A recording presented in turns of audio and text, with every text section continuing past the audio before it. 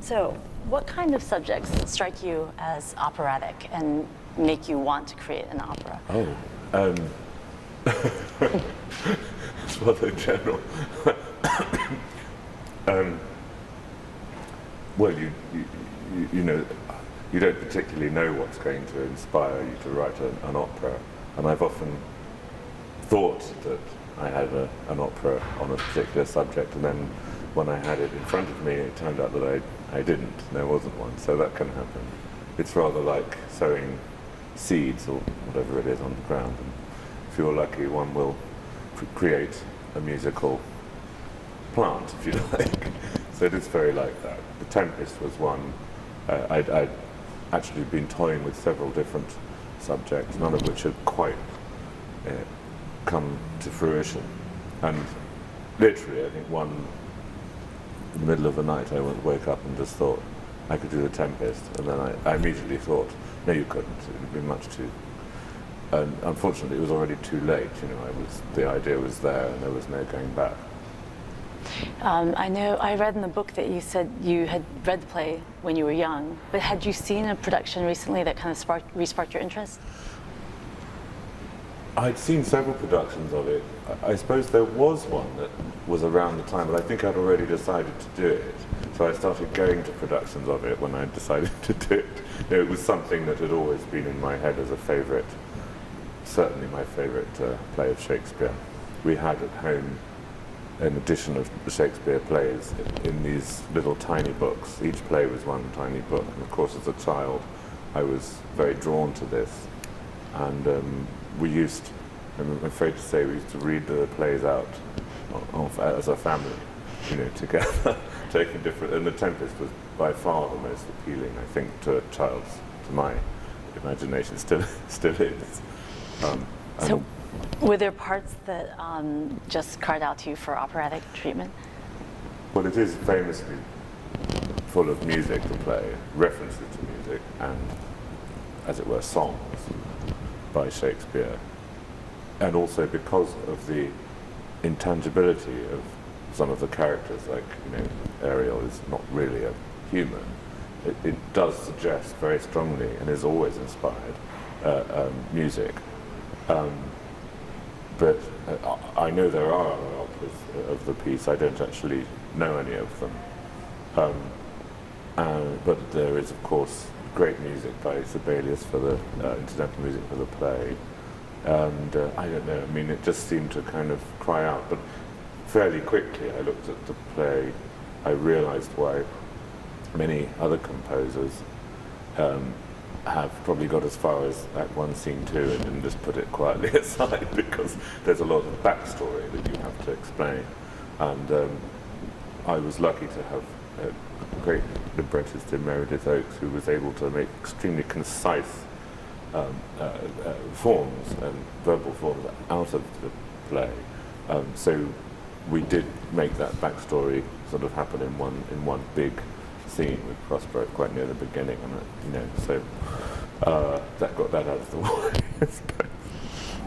Did you feel any responsibility to be particularly faithful, or when you're trying to do a completely different work based on the story, you're free to tell that in the way you need to? You know, I think what this is I of course I wanted to be the Tempest. I wanted to be Shakespeare and to bring that vision into the opera house as faithfully as possible. And it's a case where, in order to do that, one actually has to do some damage, if you like, to the text. But that's the only way, for me, that it would have been possible to make an opera out of the Tempest as a play. Because I suppose three major alterations that we make, adaptations to it, I mean, leaving aside the fact that it's not Shakespeare's language exactly, it's a sort of modernized version of it. But in the plot, there is the question of Prospero's motive in capturing Ferdinand. In the play, it's very subtle. It's sort of rather strange, and he says, I don't want it to be too easy for him when he's going out with my daughter. And wanting to make something more difficult is it works in the theatre, but it doesn't. It's not really a musical emotion. It's not sort of strong enough to create the motive, the motor for the music to work. I don't know why that is, but I'd say we made it that Ferdinand is released by the power of love. Miranda Lamenti calls her my wife. He's magically released, and it's a much simpler, more operatic idea. Prospero then says, I've lost her, because a stronger power than mine has set him free. In the play, he just sort of says, he sees them talking, and he says, well, I'm going to go and have my dinner. I couldn't make a strong musical moment out of that. I'm sure others could, but I couldn't, so we changed that. And the other major change is at the end of the piece, where in the play ends with Prospero leaving the stage. That's going back to Italy. That's it, really. And we imagined what would happen if you left, as it were, the film running, camera, on the scene, and you would be left with the only other character, human character, is Caliban, alone at last on the island, master, king, in a sense. And in that way that you would have understood at that time, that the king of a place, in a sense, is the place, he embodies it. So he's at one with the island. And then you hear Ariel, who's been released and is now the wind. So it's a sort of that idea of man and nature in total harmony, and the sea and the earth. And that's not in the play, but in a sense it's implied, it's latent in the play.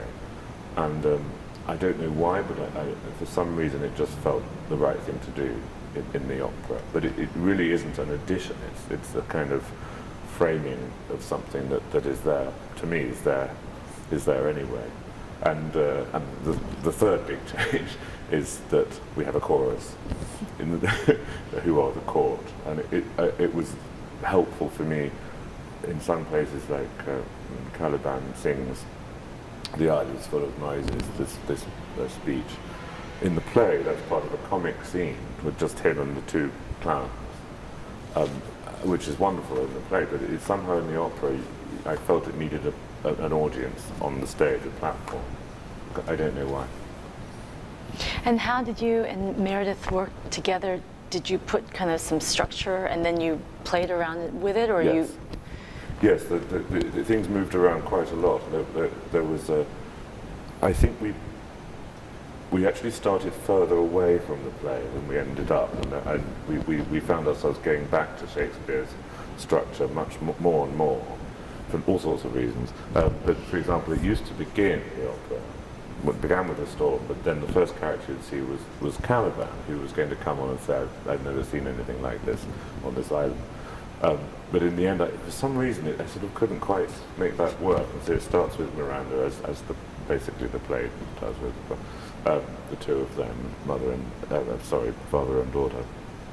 And that speech of Caliban, then I moved it into the middle of Act 2, and so it's still there. And I think a libretto isn't really finished until the opera's finished. Meredith would probably agree. I mean, one constantly found, if you found it was like finding a kind of blockage in the plumbing, if you like. I'd say I can't seem to make the music move anywhere at this point. And Meredith had this sort of uncanny instinct, and would just say, I think I know what it is, and she'd change a word, or she'd swap a couple of lines around, and suddenly it would work. It was amazing to me. Sometimes I actually took the liberty of swapping lines around myself. But so we worked very closely, and indeed with Tom Cairns, who directed the original production, and who we had a lot to do with the way that scenes would flow one into the other, and the way that would work. What was it about Meredith that made you know she was the person for this? And you described the writing as modern. Can you talk a little bit about the style? Yes.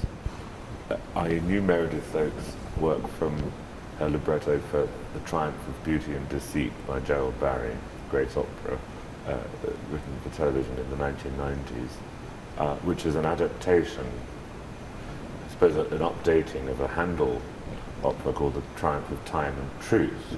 And for that libretto, Meredith found a very specific style, which I'd call sort of archaistic. I mean, it's modern English, but it strongly evokes, in that case, 18th century poetic patterns and the sort of the characters of time, beauty, deceit, truth, and pleasure.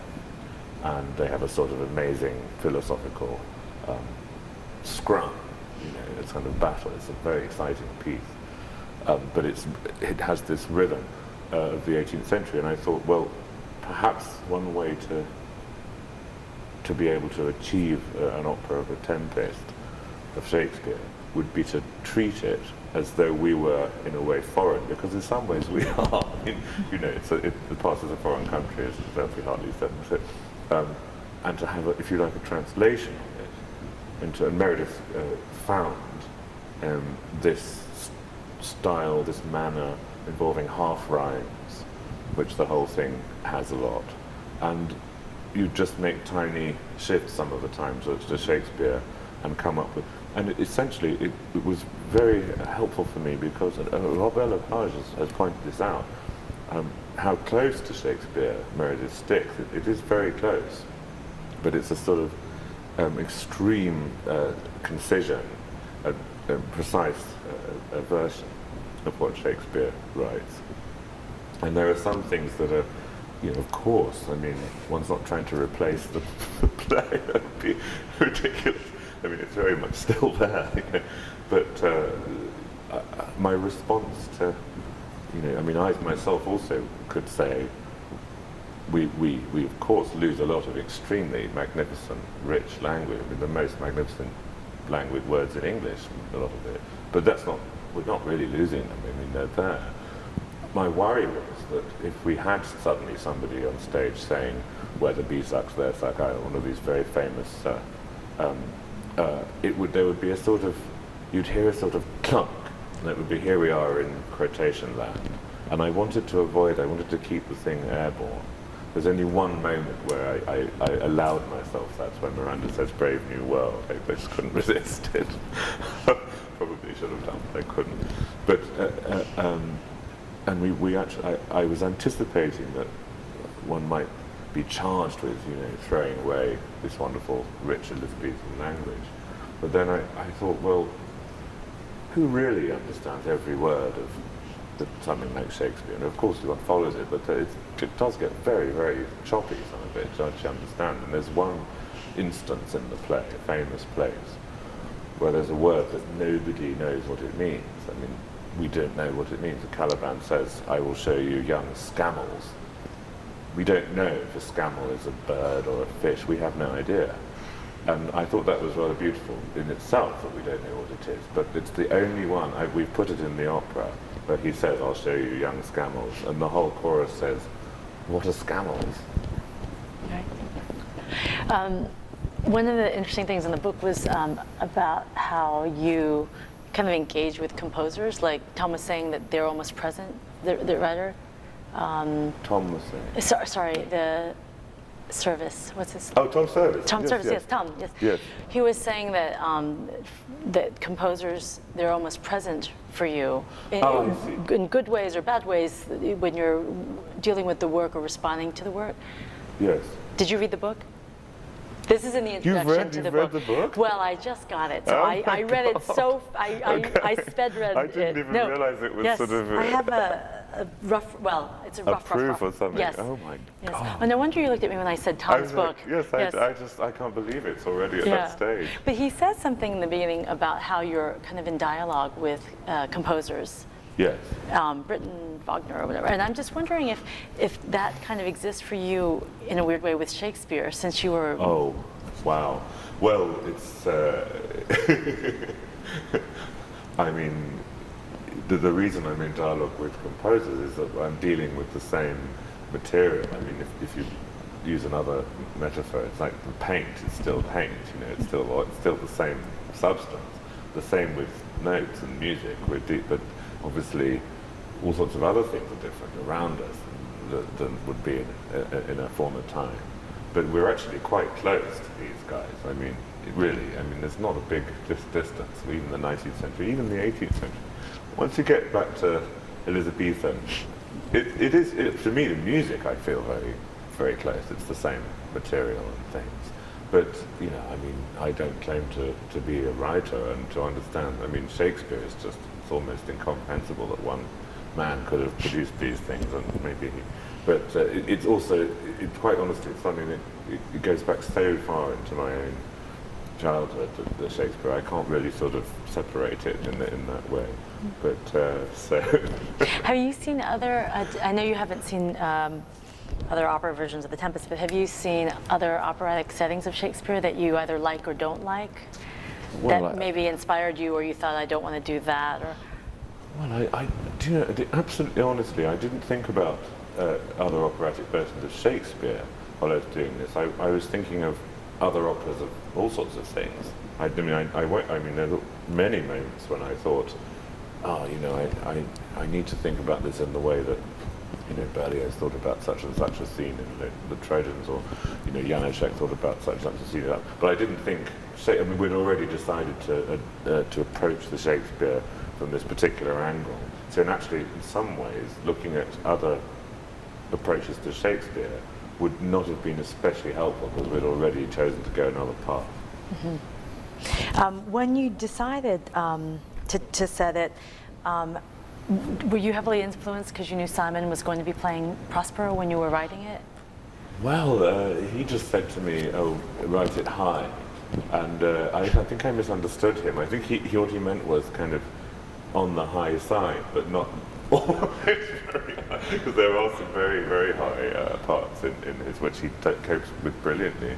To a certain extent, yes, I did know I was going to have this sublime vocal resources of Simon, and also of Ian Bostridge. Not in this one, sorry. God. That's all right. That's all right. No, because it was when you were writing it. It's yeah. fine. No, but I mean, yes. So it's one, and I'd also dramatically felt that Prospero is, perhaps contrary to many depictions of him, is not a particularly elderly man. There's no reason for him to be. I mean, he's only been there 12 years. His daughter is about 14. I can't remember exactly how old she's supposed to be, but she's that sort of age. So he would probably be more, I mean, he might even be in his late 30s, but he's probably 40-ish. I think it's a play about, you know, as Dante would say, the middle of the road of our life.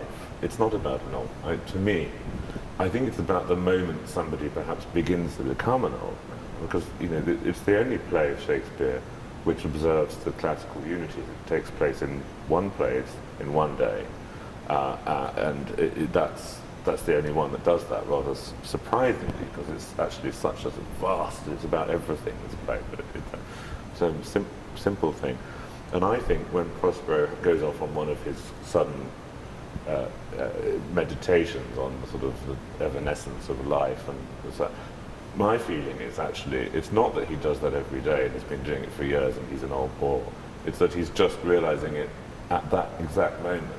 That's the first time he's thought this. So that, I thought it was quite important to have, I mean, Simon is, you know, relatively young, and he projects youth when he performs, a terrific physical performance. And I find that, to me, that's much more moving than just having some old guy come on and pontificate the way he sort of does every morning for breakfast. So that in a way, it's as much that, the characterization, as also the voice. Yeah, I think it was a bit in my mind. When you were developing the character, how did you balance kind of the conjurer, magician part with very human character? Because in it, you really feel his need for vengeance and why he needs to be merciful and all of that in the music and in the text. The music is all, in a way, aspects of one unity, or very complicated, but it is one unity. And so the storm at the beginning, in a sense, it's his interior torture and pain and his twistedness and his anger about, you know, that his life's been stolen from him, and he projects that as weather, you know.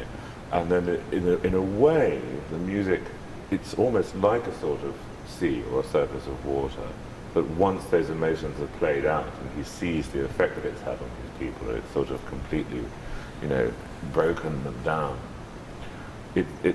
literally becomes calmer, not just in the activity, but also in the harmony and the sort of the way that it works. So, and in the magical, I think of the magic as more to do with the way emotions can act on the elements around one and also on other people. I don't sort of think of it as abracadabra kind of magic. You know, there's only one moment where he does that, deliberately does do a sort of dazzling spell, and it's rather funny. It's almost like he puts a top hat on, and that's when he has the feast, and it's the only, I do that, but it's the only time that we actually have sort of cliched magical instruments like tinkly things and harps, and it's very deliberate that it will be like a sort of little circus show, which he then blows apart. And he's a character who's constantly vacillating between action and kind of regret, and he has these very introspective moments and will suddenly kind of lash out at somebody. So that was quite interesting. And the vocal choices that you made for, like, Caliban being lyrical tenor, and then Ariel and her kind of. Yes. How did you come up with those in particular? In the case of Caliban, I thought very hard about this, and there were two options really. I thought about, is he going to be a kind of great earthy brute, in which case he'd be a bass, and I thought, well, in a way that's less interesting than if he's often described in the play as being like an eel or a fish, and I suddenly thought he could be more like one of those exotic, wonderful voices from the East or something like that. I don't know what it was. It's something just more lyrical. I was listening very hard to other pieces about the Tempest and the Sibelius, and his Caliban is a bit problematic to me because he goes down the sort of lumpen route. And I just thought, I think he should be someone with sort of this kind of weird elegance. And in fact, of course, he is an aristocrat. I mean, at least in his own mind, he's royal. So it does have to have this kind of snaky feeling. And I thought, well, Ian, this is originally Ian Bostridge, who is very tall and thin. I mean, you know, and so we went that direction. And so that's why he's a tenor. Have you worked with Yestin Davies? Yestin, who's doing Trinculo. Yes, that's right. No, but yes, I do. Have we worked together? I mean, I've known him for many years. I don't think we've actually worked together. But so Ariel, again, really, I mean, I didn't have to think for months, is it going to be a high soprano or is it going to be something else? It just came out that way. And I didn't know when I wrote it if anyone would be able to sing it. And indeed, when Tony Pappano, the opera house Antonio Pappano, saw the scenes with Ariel first, we hadn't found anybody yet. He said, would you consider putting it down as third? I said, well, I'd have to put the entire opera down as third because I'm afraid just that's where it is now. And thank goodness, the brilliant casting director at Covent Garden found Cindy Esteve who could sing it. And since then, they've actually proved to be a number of people who sing it brilliantly. And now we have Audrey Luna, who's absolutely born to do it, in my view. And it had to be a voice where all these high pitches of the D's and E's and F's and indeed a G at one point don't feel like the top of somebody's range. It's not that sort of high note. It's supposed to be where she lives normally. It's not a sort of expressing high emotion. It's just that's where she is. And that's a particular kind of skill that Audrey has in spades. It does sound like the recording that I was listening to that Ariel lives there, but it's so surprising. And Caliban, when I was listening to it and he came on, I thought, oh my gosh, I'm so surprised, and then I loved it, and especially when he sang his big aria. It was so beautiful. Yes, at the end of the piece, where it's just the two of them left on the island, Ariel has become the wind again. The phrase literally begins at the bottom of Caliban's voice, and climbs methodically up to the very top to a high tenor D, and then continues into aerial. So they actually do become one unity at the end. That was very important as well. And it's in the opposite sense, turning point in the whole plot is where Ariel says to Prospero, I've seen them, and really, you need to see them, because your heart would soften when you see them. Mine would, were I human. And it's the moment when Prospero realizes he's gone too far and he has to stop. And that point her voice drops to its lowest note, and it's almost like the wind is so low it's almost become on the ground, like a sort of human. Yes. Was it an easy process writing this opera for you?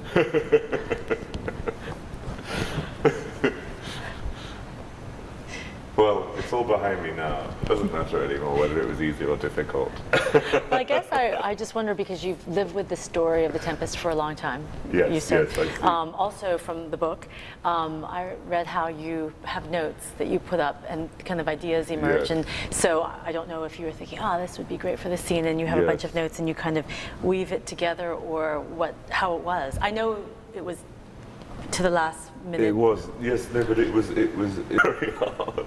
Thousands of pages of stuff going around, but then ultimately you if it goes well, if you're lucky, you do become a sort of like a kind of vessel, a conduit for something that is a natural, organic thing, I hope.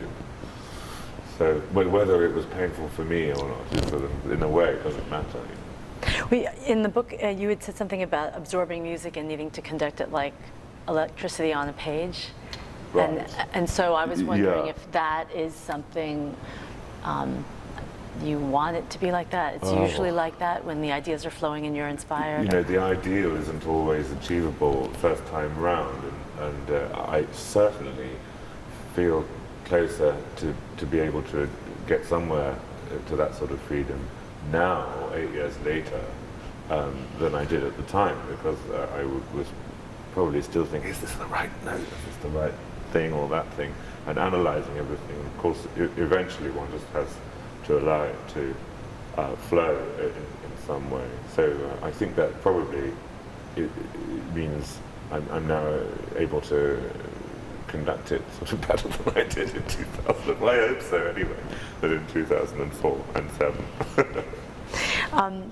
About conducting, are there things that you are surprised by now when it's been years, you put it away, you're conducting again, that you experience differently, or that you understand, that you actually intuitively... Yes. There are all sorts of weird moments when you notice correspondences that are absolutely not conscious. Were not conscious when I wrote it.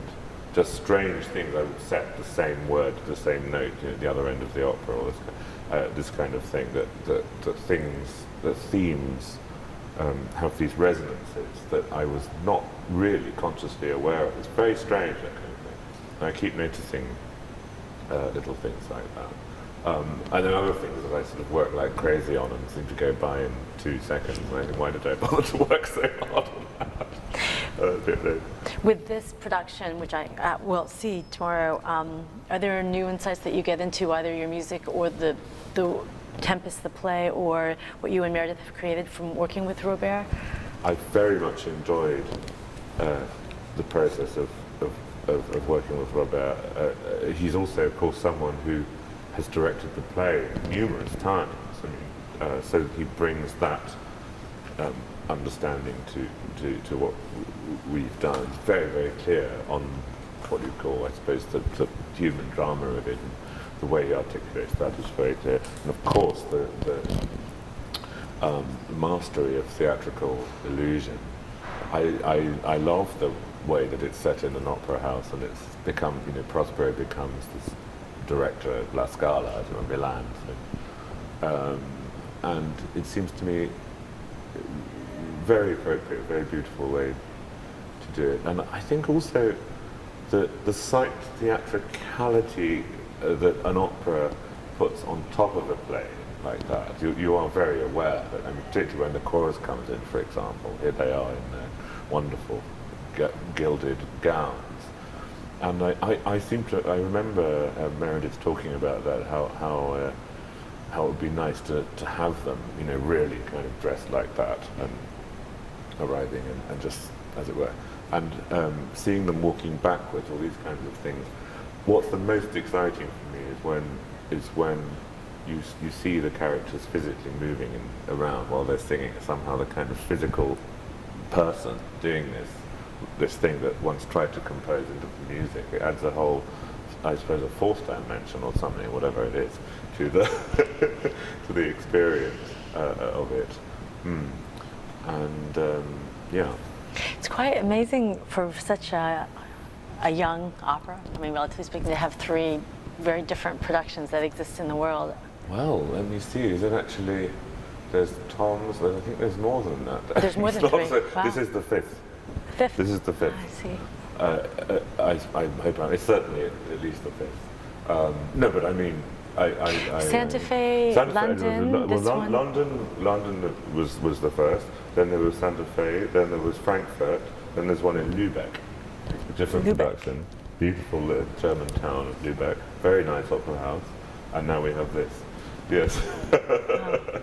So it's the 5th production of the piece.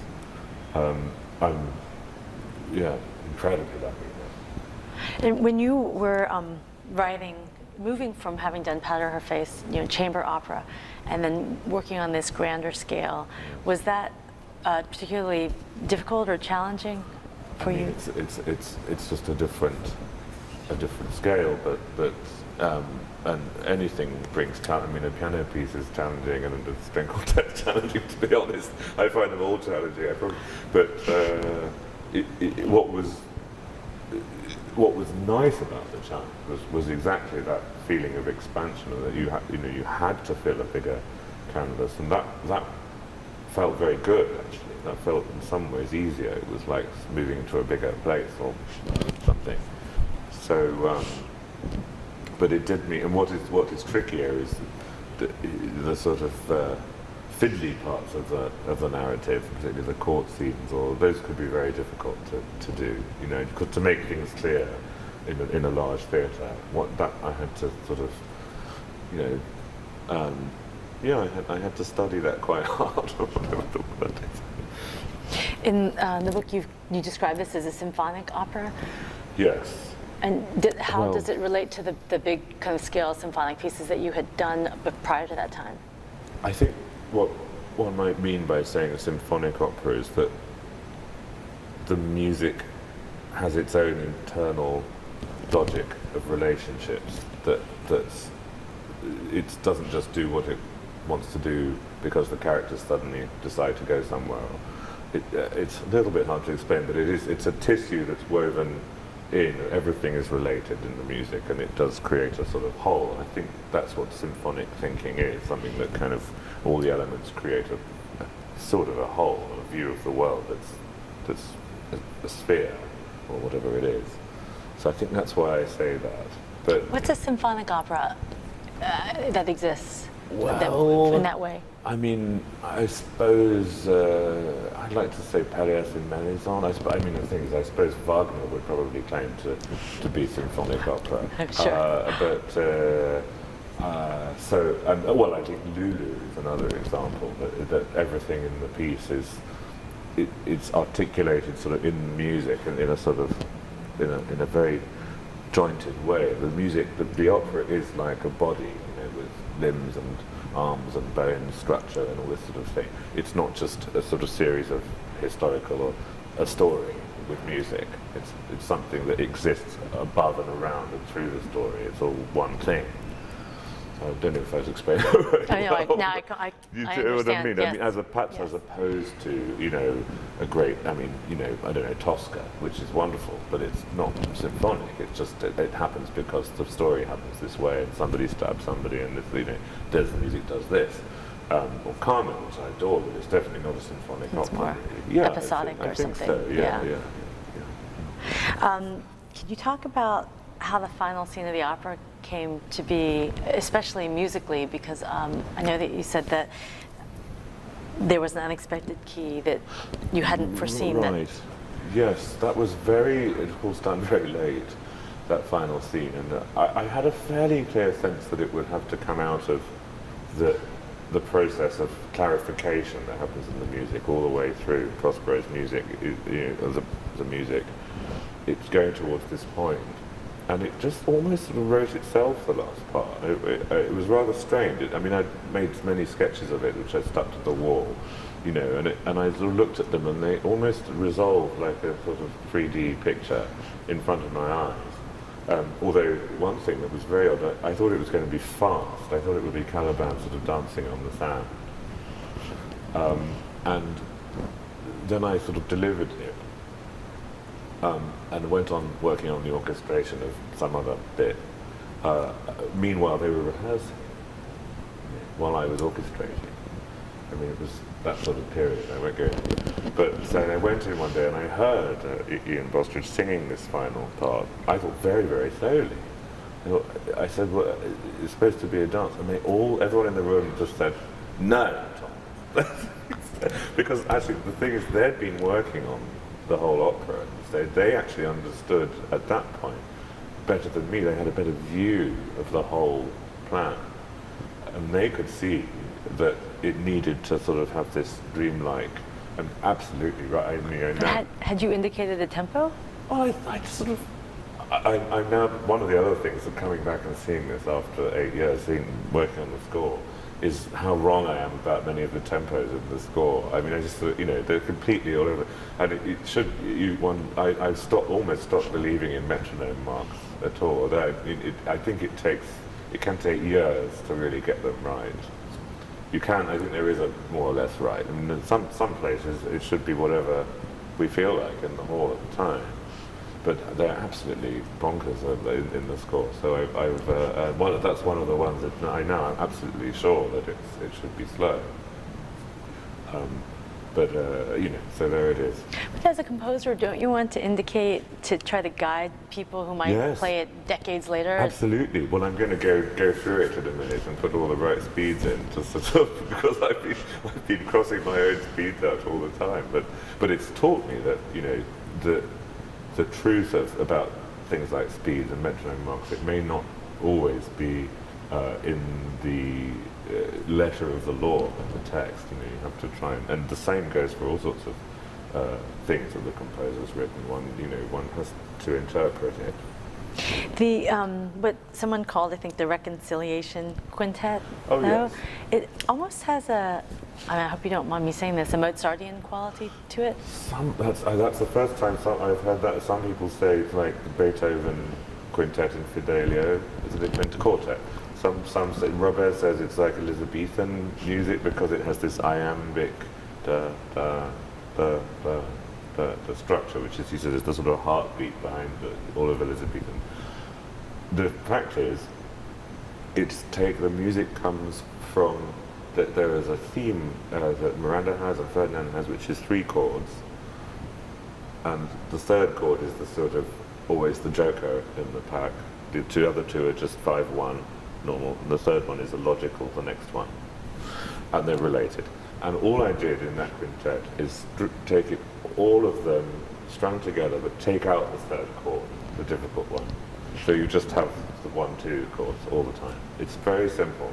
So I wasn't thinking of any other composer or anything like that. I was simply articulating what was in my story at the time. And it came out like this. That was a case where I was writing it and I went to see a production of The Tempest in the middle of writing. It was incredibly helpful because I was watching it, not because of the way it was produced, which was very good, but one thing, I was watching sort of this final scene of the Shakespeare and I looked at the characters on the stage and I thought, those 5 are now in harmony. So I thought that I can have a quintet. That's what happened. that was very helpful. I also noticed that the bad guy, Prospero's younger brother, who's had a military coup at the beginning against him, does not really say very much at the end of the Shakespeare. He just sort of fades out of the picture. I thought, we can't really do that in the opera. He needs something. The strange part of any kind of creative process is that ultimately you can have a sense that this thing is sort of forming itself I mean, I might be struggling and tearing my hair out and having a kind of very harrowing time, but at some other level, the thing is beginning to sort of move itself into place. I mean, if only the whole thing worked like that. You know, I'm afraid it just is a matter of working to happen. And that was a great discovery for me during this production, that he doesn't go back with the others to Italy. He kind of, the implication is he kind of walks into the sea or something. He just sort of gives up and walks into the sea. So we gave him this, and I really love the way, that's something I wouldn't have quite dared to make happen in the first time round. But now I'm a bit emboldened because it just does feel right with the music. I've sort of realized what I did to write it that way was just that he kind of literally fades out. When I say Mozartian too, I don't mean that you have it in your mind at all. It's incredibly flattering. Well, no, because I think also, you know, people who don't create, when they say, it reminds me of this, so I don't mean to say that I think that you have it in your mind. I think also because it's such a tempestuous, I mean, there are so many different moments of upheaval and drama, and then there's this purity, harmony, and I think that's why. And there's something. Yeah, in dramatic terms, it's Mozartian. Yes, that's quite true. Yes. You had said something about. Okay, Tom says in the book that stability is one of the things that you are often talking about or mulling over or thinking. And it. About the Tempest, you said that stability is always something that's present in the opera, but it's only revealed in the end. So I was curious about the idea of stability in the Tempest and in the music. And I think it's, again, this question of Prospero's emotions being a sort of deforming power. They deform, I mean, literally like a violent wind on the sea. The sea, if you leave it alone, is just flat water. That's all it is. Then there's various energies that can make it into waves, or wind that will just sort of throw it. But if you leave all that, then it will go down back to the stage of being water, which supports life, sunlight, whatever it is. So that to me is a little bit how I see the music that emerged when I'm writing The Tempest. And then when you go into the microcosm, because of course one's not writing one big chord, you have to write millions of little notes to make the whole thing. When you go to that, it does become a question of balance between two notes, you know, and the sort of, like, they're like magnets. They might kind of go like that, or they might go like that, or whatever they do. But there are energies and tensions between them, and that's really what one's working with, you know. So with magnets, there is a sort of, you know, permanent conflict between the stable and the unstable, this sort of thing.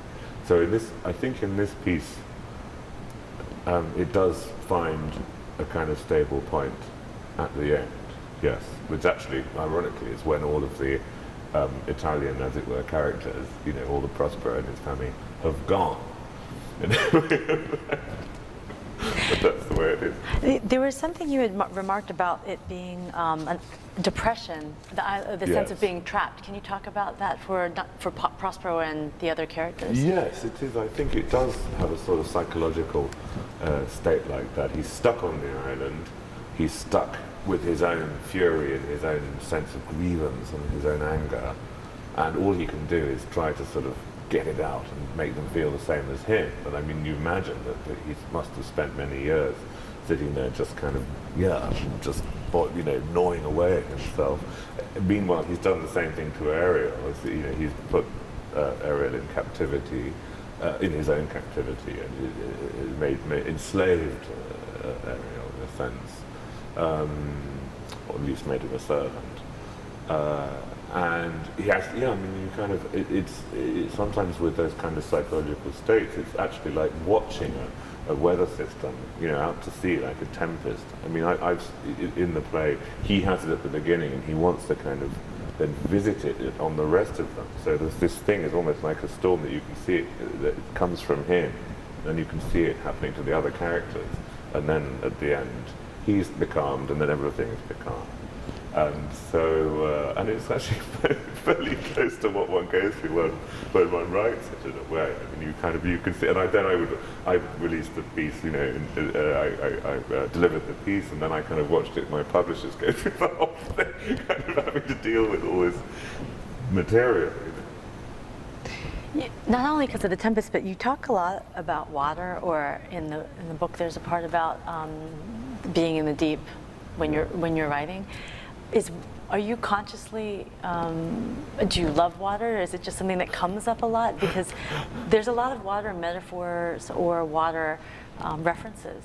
Or at least seems to me, maybe I'm reading a lot of the Tempest into it. I don't know. I mean, I think there's a strong relation for me, between the movement of water and the way music works, or maybe my way I understand music. But I don't sort of separate that. You see, to me, these kind of metaphors talking about water and earth and the sky or the trees or whatever it is, that is automatically music to me anyway. So. That doesn't sound too insane. Well, you grew up in a house with painting, right? I mean, with painting around you. I suppose so, yes. Well, I mean, I did, yes. I don't know. Well, now that I know that you sat around with your family not watching television, but reading The Tempest, I have some idea. There was probably a bit of television in there, too. So how do you balance the composing and the conducting, and then being an artistic director of festivals? Well, it gets easier. But I have to be a bit careful, actually, because in a way, to me, the most important one is composing, but it's also the most vulnerable in some ways, because I love getting out there performing and doing, because I love the music I'm doing. I mean, don't mean my own, but when I do other composers, I'm just so lucky to be able to be hands-on to these classic works, which I love, But it would be incredibly tempting to just do that all the time, and it sometimes feels like, oh, I've got to go home. But I mean, at heart, I do want to go and shut myself away and write things. So I just sort of. Occasionally it takes a bit of management, but I mean, it's just a question of planning one's time. Even playing the piano, I can only give a recital once every 2 years or something. There's one in Carnegie in, I think, 2010, and then I did one in Paris, a couple of weeks ago. But I mean, I can't do sort of tours of piano recital because, it just would take me away from composing for too long. It's terrible. There's not really enough of me. So I love doing it, but the other nice thing is if I've been writing something, which can be quite a sort of, ultimately it's a pretty solitary process, and you're your own worst critic. I mean, it's like living with a music critic, every day. Except it's me, so I really know what I'm talking about in terms of my own music. So that's quite demanding. So it can be quite a relief to then finish, and that's and then go and be in the real world again, and sort of whatever that is. But and kind of do performing. But I think it's much easier to come back to a piece with this piece, performing it. Because I feel more comfortable now with it. And what are your expectations being at the Met, working with the Met Orchestra and Chorus? Oh, well, I can't wait. I mean, I'm very, very excited. I'm incredibly lucky to have been able to get it back in my nerves and bones and system here in Quebec in advance, because goodness knows there'll be a lot to deal with in New York. There's always a lot coming at one at once, and now I feel really prepared for that. But I can't wait. I'm very lucky. I'm so lucky to be having, I think, a little bit of extra time with the orchestra, so that the performance, we get some of the kind of technical, mechanical things out of the way, and so that they can actually make music rather than have to sit there and just count. You know what I mean? Because it's not like doing, I don't know, something from the repertoire. It's new to them. No, I can't wait to get into the theatre. Your music's very hard. I remember reading a review of, or a piece about Simon Rattle preparing the Berlin Philharmonic with, I forgot which piece, I don't remember which it might be. Asala, and how just difficult, just on sheer technical. I really do try to avoid, but I'm afraid it might be something to do with that. I mean, as I think I said somewhere, when I look at a note and when I'm composing, I don't just see one thing. I see kind of millions of things, possibly, and it's always shifting, forming. So in order to achieve that in the score, it can sometimes not be enough to just write it very square, and I'm afraid that does mean that one can never quite sort of relax. Well, the end of this piece is nice because you really can. It's in 4/4 and it's slow and it's almost nothing except quarters. When you say you see a note and you see a million things, do you mean around it, or what it suggests for the whole fabric of the whole piece, or all of It's like that? that thing of putting a sort of head of a pin under a microscope or something, and suddenly you see, things on it. I don't know, but that's just the thing that happens. Particularly if you put two notes together, I'm aware of so many ramifications and whatever it is. I mean, it's just part of the job, I think, for me.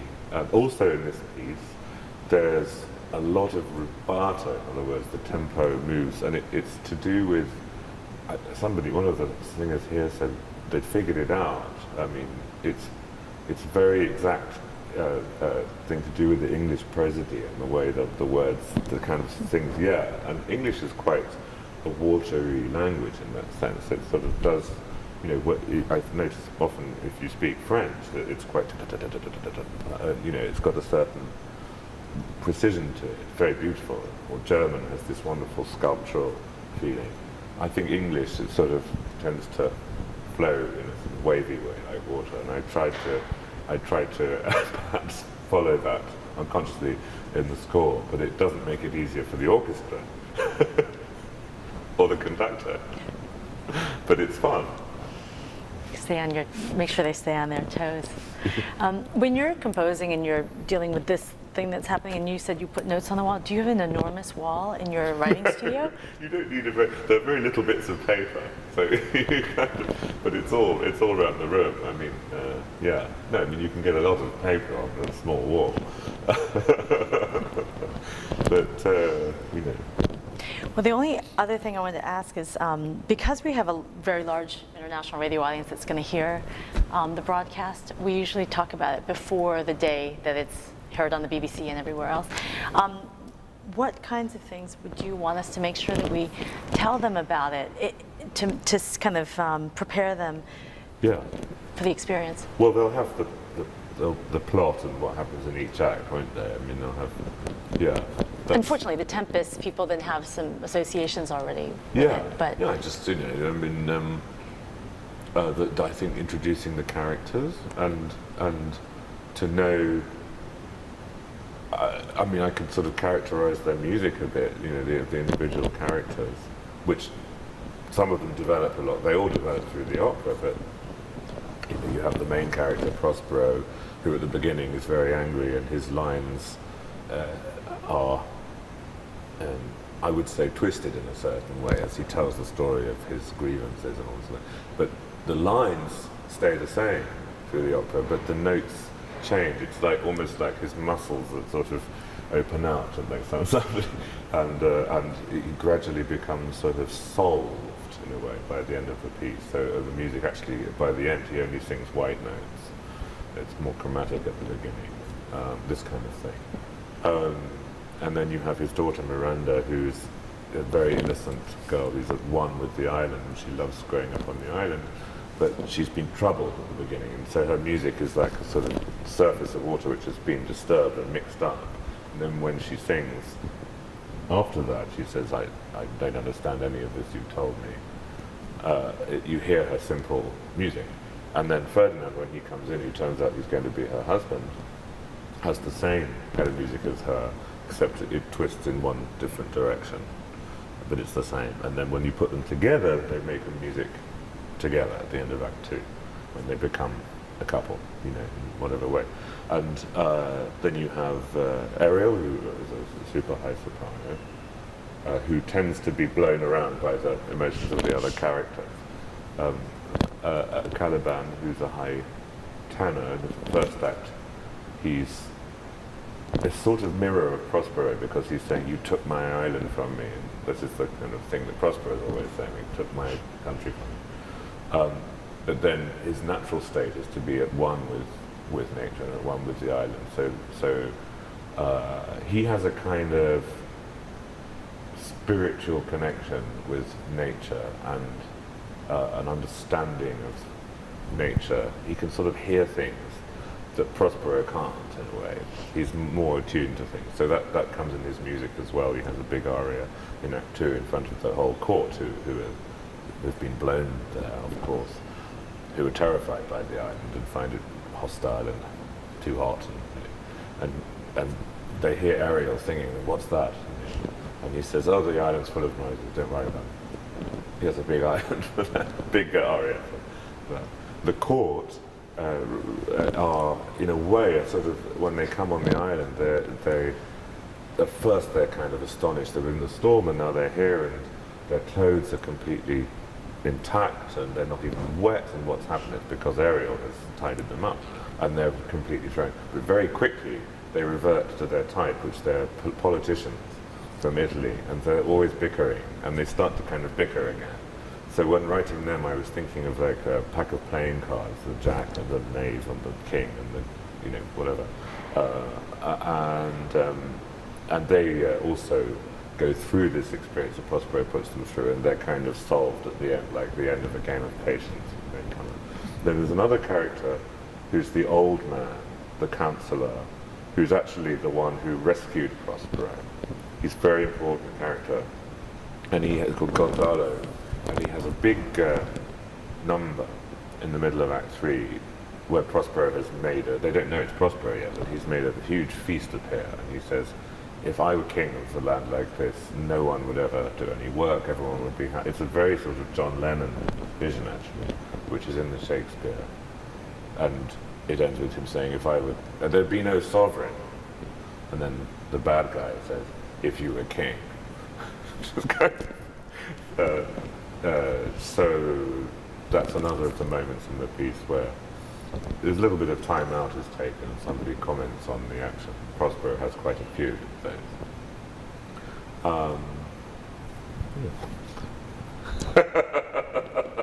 I don't know if that's any use. No, that's great. No, that his aria is great nobility. Oh, yeah. That aria. Yeah.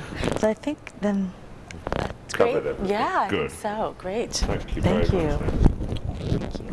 Merci.